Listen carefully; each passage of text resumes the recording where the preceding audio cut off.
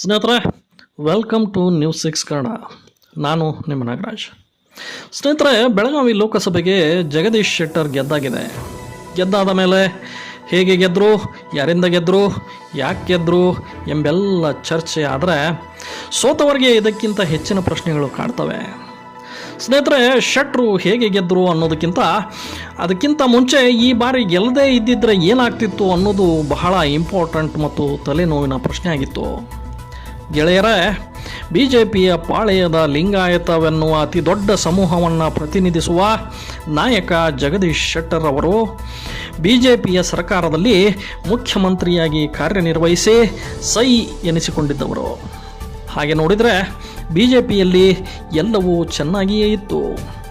ಯಾವಾಗ ಬೆಳಗಾವಿಯ BJPಯ ಸುರೇಶ್ ಅಂಗಡಿಯವರು ತೀರಿಕೊಂಡ್ರೋ ಕರ್ನಾಟಕದ ಬಗೆಗೆ BJP ಹೈಕಮಾಂಡ್ನಲ್ಲಿ ಸರಿಯಾದ ವಿವರಣೆಯನ್ನು, ಮಾರ್ಗಸೂಚಿಯನ್ನು ಕೊಡುವಲ್ಲಿ ಉಳಿದವರು ವಿಫಲರಾಗುತ್ತಾ ಬಂದರು. ಹೀಗಾಗಿ BJPಯ ಪಾಳೆಯದಲ್ಲಿ ಆಗಬಾರದ ಎಲ್ಲ ಬೆಳವಣಿಗೆಗಳು ಆಗಲು ಪ್ರಾರಂಭವಾದವು. ಇದರಿಂದಾಗಿಯೇ ಮೊನ್ನೆಯ ವಿಧಾನಸಭೆ ಚುನಾವಣೆಯಲ್ಲಿ ಅವರಿಗೆ ಟಿಕೆಟ್ ಸಿಗಲಿಲ್ಲ. ಮುಖ್ಯಮಂತ್ರಿ ಸ್ಥಾನ ನಿಭಾಯಿಸಿದವರಿಗೆ ಸ್ಥಾನ ಸಿಗದಿದ್ದಾಗ ಸ್ವಾಭಿಮಾನಕ್ಕೆ ಧಕ್ಕೆಯಾಗುವುದು ಸಹಜ. ಆದ್ದರಿಂದಲೇ ಶೆಟ್ಟರ್ ಅವರು BJP ತೊರೆದು ಕಾಂಗ್ರೆಸ್ ಸೇರಿ ಅಲ್ಲಿಂದ ಸ್ಪರ್ಧಿಸಿ ಸೋತರು. ಆದರೆ ಅಲ್ಲಿ ಬರೀ ಜಗದೀಶ್ ಶೆಟ್ಟರ್ ಅಷ್ಟೇ ಸೋತಿರಲಿಲ್ಲ. ಕರ್ನಾಟಕದಲ್ಲಿ ಇಡೀ BJPಯೇ ಸೋತು ಮಕಾಡೆ ಮಲಗಿತ್ತು.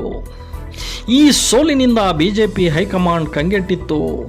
ಸೀಟ್ ಹಂಚಿಕೆಯಲ್ಲಿ ಲಿಂಗಾಯತ ಸಮುದಾಯಕ್ಕೆ ಆದ ಅನ್ಯಾಯವೇ ಸ್ವಲ್ಪ ಮಟ್ಟಿಗೆ ಸೋಲಲು ಕಾರಣವಾಯಿತಾ ಎನ್ನುವ ಪ್ರಶ್ನೆಯನ್ನು ಈ ಸೋಲು ಹುಟ್ಟುಹಾಕಿತ್ತು.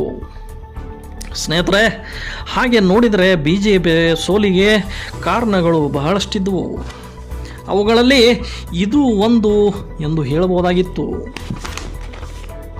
ಅದಕ್ಕಾಗಿಯೇ ರಾಜಾಹುಲಿ ಯಡಿಯೂರಪ್ಪನವರ ಮಧ್ಯಸ್ಥಿಕೆಯಲ್ಲಿ ಜಗದೀಶ್ ಶೆಟ್ಟರ್ ಅವರನ್ನು ಮತ್ತೆ BJPಗೆ ಮರಳಿ ತರಲಾಯಿತು. ಲೋಕಸಭಾ ಚುನಾವಣೆಗೆ ಅವರ ಸ್ವಕ್ಷೇತ್ರವಾದ ಹುಬ್ಬಳ್ಳಿಯಲ್ಲಿಯೇ ಅವರಿಗೆ ಟಿಕೆಟ್ ಕೊಡಬಹುದಾಗಿತ್ತು.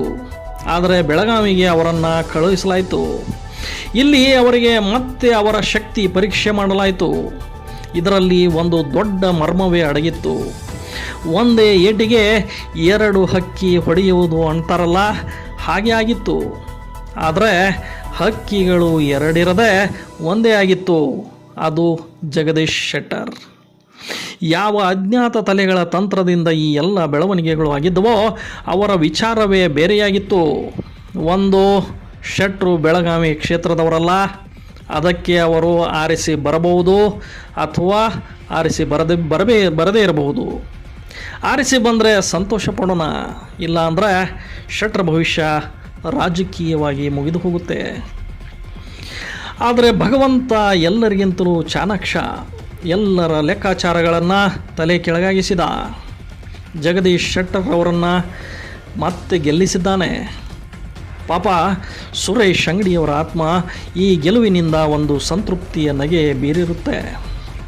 ಸ್ನೇಹಿತರೆ, ಹಾಗೆ ನೋಡಿದರೆ ಬೆಳಗಾವಿಯಲ್ಲಿ ಶೆಟ್ಟರ್ ಅವರ ಚುನಾವಣೆಯ ಹಾದಿ ಅಷ್ಟು ಸುಗಮವಾಗಿರಲಿಲ್ಲ. ಮೊದಲಿಗೆ ಸ್ಥಳೀಯರಲ್ಲ ಎನ್ನುವ ವಿರೋಧ, ನಂತರ ಇವರ ವಿರುದ್ಧವಾಗಿ ಹರಿದ ಹಣದ ಹೊಳೆ, ಇವೆಲ್ಲವುಗಳನ್ನು ಮೀರಿ ಶೆಟ್ಟರ್ ಗೆದ್ದಿದ್ದಾರೆ.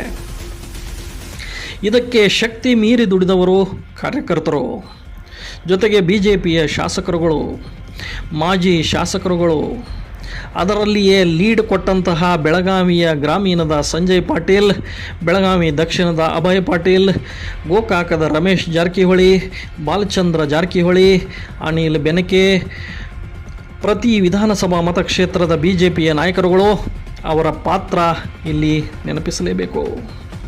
ಇನ್ನೊಂದು ಇಂಟ್ರೆಸ್ಟಿಂಗ್ ವಿಷಯ ಅಂದರೆ ಬೆಳಗಾವಿಯ ಗ್ರಾಮೀಣದಲ್ಲಿ ಲಕ್ಷ್ಮೀ ಹೆಬ್ಬಾಳ್ಕರ್ ಅವರಿಗೆ ಹಿನ್ನಡೆಯಾಗಿದ್ದು ಇಲ್ಲಿಂದ. ಶೆಟ್ಟರ್ ಅವರಿಗೆ ಲೀಡ್ ಸಿಕ್ಕಿದ್ದು ಸಂಜಯ್ ಪಾಟೀಲರ ಮತ್ತು ಧನಂಜಯ್ ಜಾಧವ್ ಮತ್ತು BJPಯ ನಾಯಕರುಗಳ ಪರಿಶ್ರಮ ಎಂದೇ ಹೇಳಬಹುದು.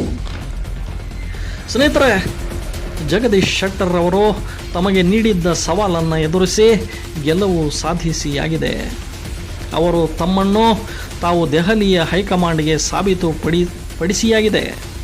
ಇನ್ನೇನಿದ್ರೂ ಅವರಿಗೆ ಕೇಂದ್ರದಲ್ಲಿ ಮಂತ್ರಿ ಸ್ಥಾನ ಸಿಗಬೇಕಷ್ಟೇ. ಮತ್ತು ಅದು ಸಿಕ್ಕೇ ಸಿಗುತ್ತದೆ. Wait and watch. ಗೆಳೆಯರೇ, ಮತ್ತೆ ಮುಂದಿನ ವಿಡಿಯೋದಲ್ಲಿ ಭೇಟಿಯಾಗ್ತೀನಿ. ಅಲ್ಲಿವರೆಗೂ ಟೇಕ್ ಕೇರ್. ನಮಸ್ಕಾರ.